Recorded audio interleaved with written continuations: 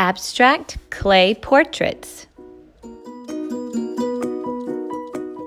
Hello, little artists. It's Mr. Brush and Miss Christina. Today is clay day. Amazing. So I'm going to open up my bag and grab out my pizza dough. Just make sure you don't eat it. Blech. Because clay is a natural resource. It is made out of dirt and mud. You can find it under the earth, or in the earth, near bodies of water. So I have two pieces of clay. One is going to be to make the eyes, nose, and mouth. The other piece is going to be my base. It's going to be my pizza crust or the shape of my face. So you can splat. Yeah. You can throw it, but not at your friend. Throw it onto the table. Splat. Okay, and you can also press down. I am wanting to create a shape for my face. So I just like to kind of splat and turn. That kind of helps it get bigger and bigger. So whatever way works best for you. Art is about experiencing different materials and playing around, and the only way you are going to learn is to do it. So figure out what works best for you. You might want a circle shape or an oval shape for a more realistic face. If you want to go more abstract like our artist, you can certainly form a different kind of shape. So I'm just using my hands to kind of pull down. So I'm gonna get kind of that long chin shape, and look how smooth it gets when you have it on the side that pressed down on the paper.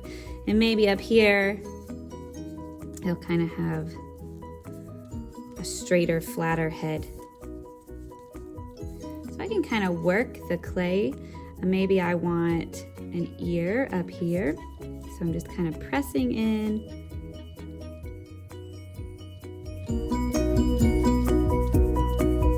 Now I'm going to use my extra clay to add on my face. Okay, so I'm going to kind of move that out of the way.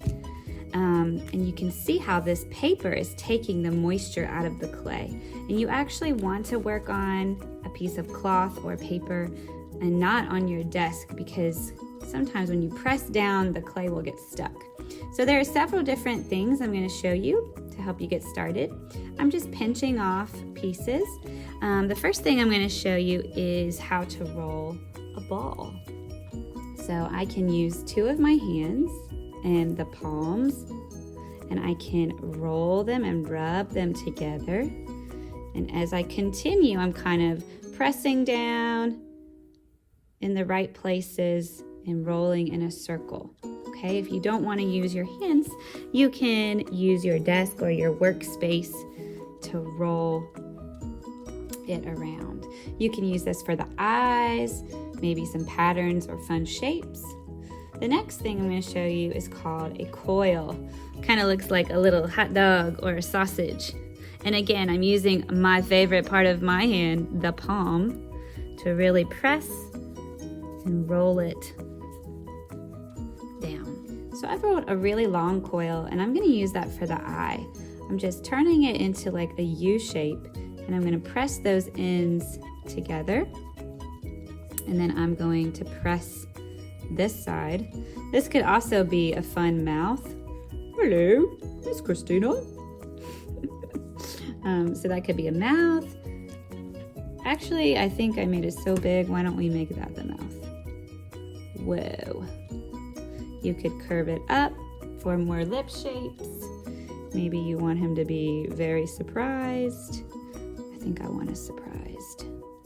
So make sure when you are sticking this, you want to press it down so that it joins with the other piece of clay. And I'm just going to get rid of that by pinching it. And then I can use my fingers to form it. I'm using coils and spheres and little balls and a paper clip to help me press in and create designs.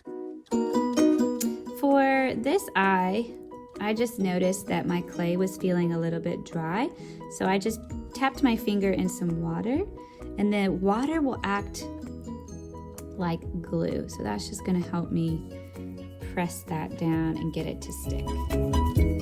You may also use a pencil along with your paper clip to help you draw and press into the clay.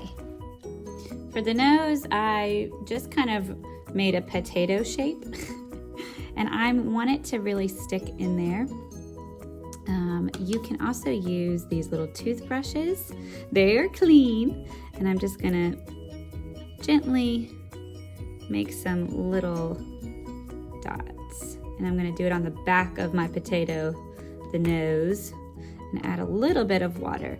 You only need to add water or do this if your clay is feeling dry. Remember, if you want to join two pieces of clay together, you need to scratch it with the toothbrush on both sides and add a little bit of water and make sure you press it down to get it to stick. Finish off your design by adding patterns with lines and shapes. Later, after this dries, we will paint it and make it colorful. I cannot wait to see what you make.